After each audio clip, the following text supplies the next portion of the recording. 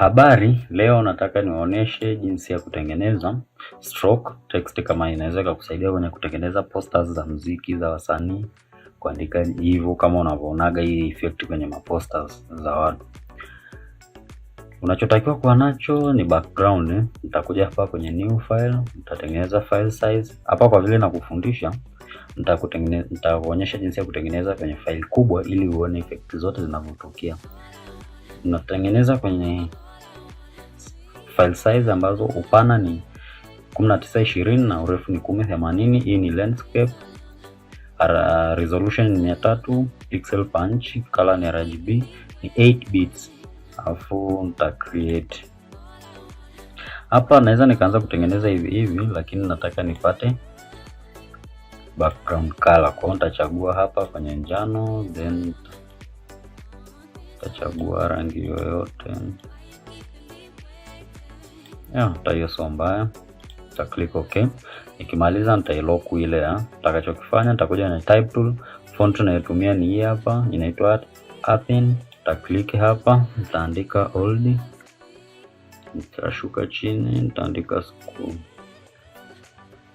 old school. Lakini nataka kutokea hapa kuja hivi mbele, nikibonyeza hapa kwenye character. Kama huoni character hapa, utakuja kwenye window, utahakikisha character hapa, character zipo checked ambazo ndo hapa. Utakachokifanya hapa hivi, nataka kuwe na herufi ndogo kwa haya maneno ya mbele ya S. Nataka na hii L na D iwe herufi ndogo hivi. Then nikishamaliza kutokea hapa, nitatumia space bar kuisogeza tu hivi kama hapo. Yani kwamba tu nataka nipate effect na hii tarajia. Alafu hapa hata hapo sio mbaya. Nikishamaliza nita click hapa, nita create group, alafu nita collapse hivi, alafu nitachukua ile text yangu nitaiweka ndani ya group, ili kila nitakachokiedit juu ya ile group ita-edit kitu kilichopo ndani ya group. Mfano ile text yangu iko ndani ya group, kwa effect nita-edit juu ya group, itanisaidia mimi kubadilisha. Kwa hiyo nitakapoingia baadaye huku ndani ya group, hata nikifuta ile neno nikiandika neno lingine, litakuwa na strokes za aina hiyo hiyo. Lakini sio lazima utengeneze, unaweza tu ukabonyeza hapa kwenye text yako ukaadi hizo effects zako ambazo nitakuonyesha jinsi ya kuziadd. Kwa hiyo nita right click hapa kwenye group, alafu nitakuja hapa kwenye blend options, nitakuja kwenye stroke color nayotumia utabonyeza hapa mara moja tu, itakuletea rangi nayotumia ni hii hapa. Uta click, wewe utachagua rangi yoyote hapa unataka kutumia. Nataka kutumia sasa hivi ni hiyo hapo, nita click okay. Nikimaliza nitakuja hapa kwenye size. Kwa hiyo nataka stroke size yangu iweje? Umeona nikiondoa kabisa inakuwa ndogo, kwa hiyo nikiongeza inakuwa kubwa. Kwa hiyo hii stroke yangu ya kwanza nataka niweke size iwe 20, afu nataka iwe nje ya neno, then nataka blend mode yake iwe normal, opacity iwe 100. Nikishamaliza nitabonyeza hapa quad stroke layer nyingine, kwa sababu hapa nataka nitumie layer mbili. Unaweza kutumia hata layer 3 wewe kadri unavyotaka kuadd, lakini kwenye hii effect ya ile neno nataka ni add stroke mbili. Kwa hiyo unaweza kubonyeza hapa ku add another stroke, au ukabonyeza hapa kwenye FX ukabonyeza hapa kwenye stroke. Kwa hiyo mimi nitabonyeza tu hapa. Nikija hapa chini nita click hapa, nataka iwe stroke yangu ya nje iwe nyeupe, then nitaongeza. Umeona hivi, nataka niongeze, unaweza ukaweka hapo au nikaongeza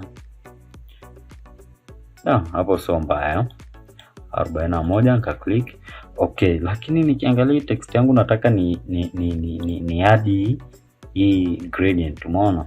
Kwa hiyo nitarudi hapa, nita right click tena, au nitabonyeza tu hapa kwenye effect mara mbili, au uta right click alafu utabonyeza blending options, itakuleta kwenye hichi kitu. Kwa hiyo unachotaka kukifanya ni kipi?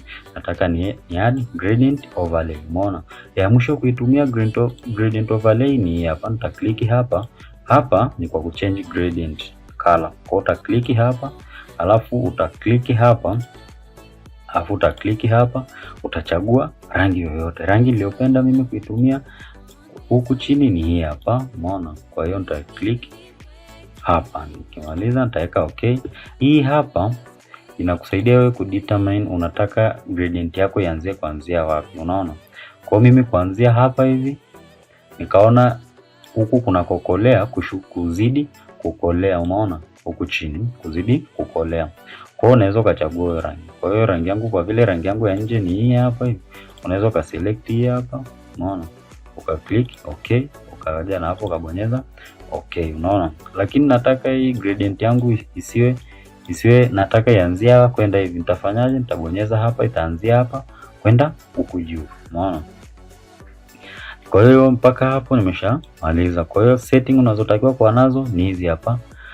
Kwa hiyo hapa ni kwenye blending modes ni normal, angle ni 59, scale ni hiyo hapo, umeona. Hii ni scale, umeona. Yaani unataka iwe kubwa kiasi gani? Okay, hapo haina shida. Utakuja hapa kwenye inner shadow.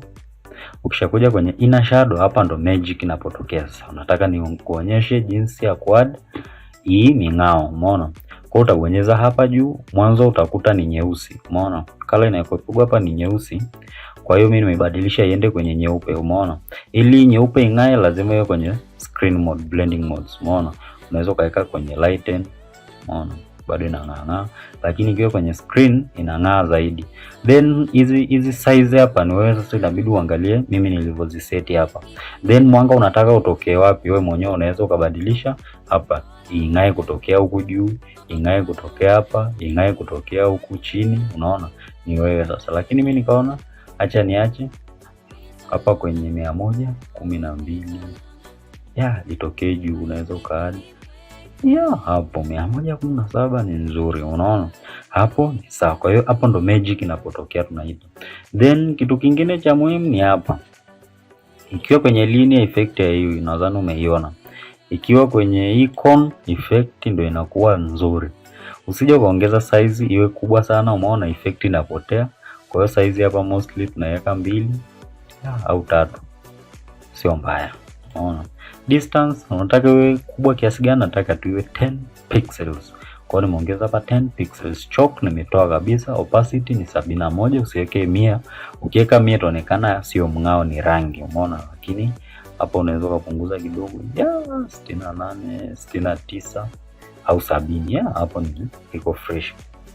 Then uta drop shadow hapa kwenye drop shadow.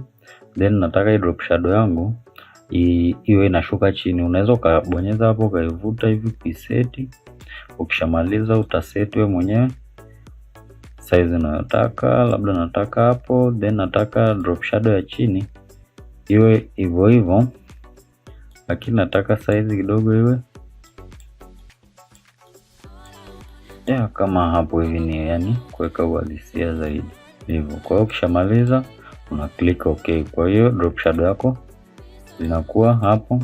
Hiyo ndo drop shadow yako, kwamba ukiweka sasa hapo ita blend kwenye background yoyote. Kwa hiyo utabonyeza okay. Mpaka kufikia hapo sasa text yetu tushamaliza kutengeneza hiyo effect ya old school.